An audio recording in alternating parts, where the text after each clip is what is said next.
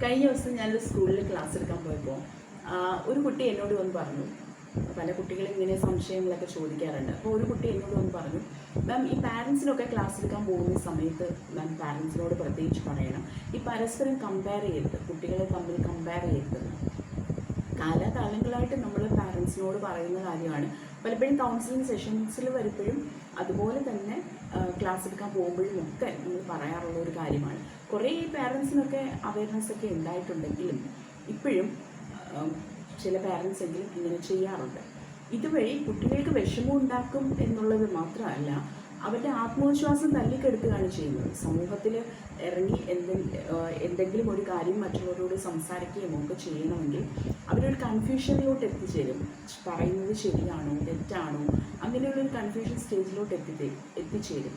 അത് അവരുടെ വ്യക്തിത്വത്തെ തന്നെ ബാധിക്കുന്ന ഒരു കാര്യമാണ് എന്ന് പലപ്പോഴും പാരൻസ് മനസ്സിലാക്കുന്നില്ല. ഓരോ കുട്ടിയും സ്പെഷ്യലാണ്, യുണീക്കാണ്. അവരവർക്ക് അവരവരുടേതായ ക്വാളിറ്റീസും അവരവരുടേതായിട്ടുള്ള സ്കിൽസും ഉണ്ട്. അപ്പോൾ അതിനെ എൻകറേജ് ചെയ്യുകയും അവരുടെ കുറവുകളെ അംഗീകരിക്കുകയുമാണ് ചെയ്യേണ്ടത്. അപ്പോൾ പാരൻസ് മനസ്സിലാക്കേണ്ട ഒരു കാര്യം, ഒരിക്കലും കുട്ടികളെ മറ്റു കുട്ടികളുമായിട്ട് കമ്പയർ ചെയ്യരുത്.